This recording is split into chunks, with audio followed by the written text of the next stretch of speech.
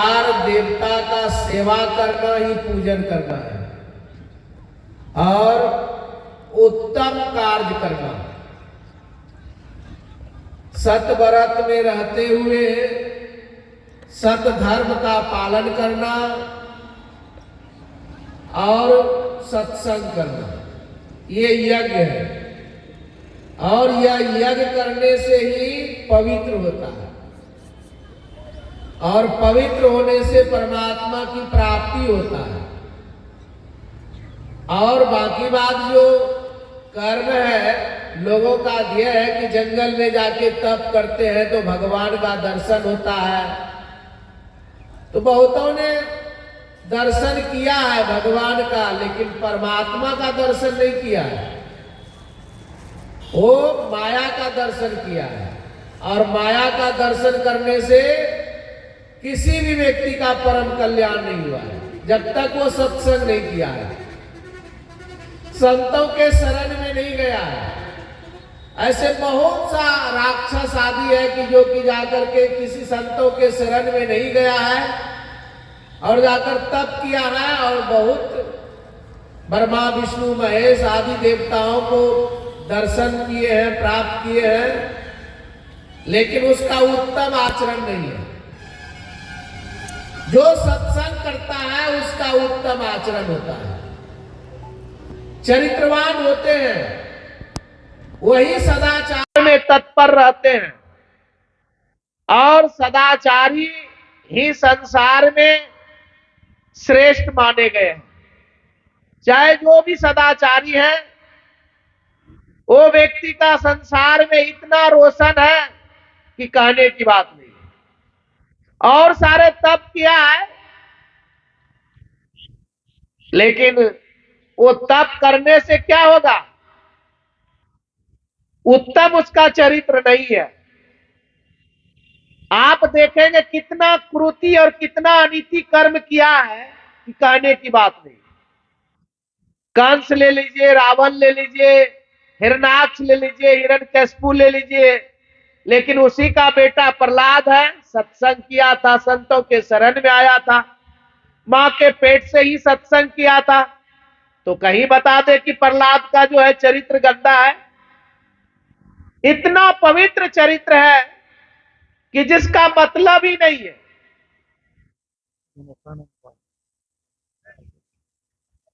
उसका इतना उत्तम चरित्र है कि कहने की बात नहीं। तो सत्संग करने से ही लोगों का आचरण सुधार होता है। और महात्मा गांधी का भी उद्देश्य है, घोष है कि ज्ञान का लक्ष्य ही होता है उत्तम चरित्र, अंतिम लक्ष्य। और बहुत सारे वेद शास्त्र किताबों का अध्ययन कर लिए हैं, जिसका उत्तम चरित्र नहीं है तो वही भार है। इतना फर्क नहीं होता है जैसे बैल के पीठ पर जो है ना, या गधा के पीठ पर या आप पुस्तक लाद दिए हैं या लकड़ी लाद दिए हैं या चंदन लाद दिए हैं, उसके पास वो विवेक नहीं है कि वो चंदन का लकड़ी है कि साधारण लकड़ी है। उसी प्रकार से बहुत सारे डिग्रियां हैं, बहुत सारे विद्यता है, शास्त्रों का ज्ञान है, और जिसका उत्तम चरित्र नहीं है तो वही भार, बैल के समान भार बना। इसलिए वो उपनिषद की वाणी को सुन रहे थे, वह भार बना हुआ है। और जो ज्ञान है रागी नहीं, रागी है, आसक्ति है, तो ज्ञान किसी काम का नहीं है। शरीर भी कभी कभी भारीपन हो जाता है जब खाट पर पड़ा रहता है, अपना पेशाब पैखाना नहीं कर पाता है, उठाने बैठाने वाला जब कोई नहीं रहता है, और जब उस पर जब पड़ा रहता है तो लगता है यही यार प्रार्थना करता है भगवान हमारी मृत्यु दे दे। लेकिन शरीर भार है, ना चलने फिरने में जब असमर्थ हो जाता है। और जो अशांत मनुष्य है उसके लिए मन भार है। ऐसा मन भार होता है कि बहुत सारे जिला का कलेक्टर जो बनना है बन जाइए, लेकिन जब मन में टेंशन आता है तो जाके आत्महत्या कर लेता है। तो ये है, सत्संग से सब तरह का ज्ञान होता है। इसलिए जो सत्संग में आ जाते हैं उसका बिगड़ा हुआ बात बन जाता है। और सत्संग से जो दूर रहता है तो उसका बात नहीं मिलता है। ऐसे कबीर साहब की वाणी तो कुछ कटु भी बोले हैं, लेकिन अब बहुत फैक्ट बोले हैं। सत्संग में लागी रहो रे भाई तो तेरी बिगड़ी बात बन जाई।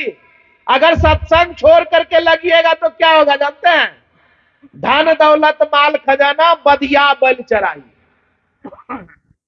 जैसे बैल का नसबंदी कर देता है और उसका आप सेवा कीजिए तो खुट्टा का वंशज नहीं होगा, कोई लाभ नहीं होगा। जब तक ताकत है भार ढो लीजिए, उससे कोई मुनाफा नहीं होगा सदा के लिए। उसी प्रकार से जो सत्संग में रहेगा तो हर तरह का लाभ होता है। और सबसे पहले लाभ क्या होता है कि अपने का ज्ञान होता है। अभी कबीर साहब की वाणी को सुन रहे थे, मैं तो आन परी चोरन के नगर सत्संग बिना जिया तर से।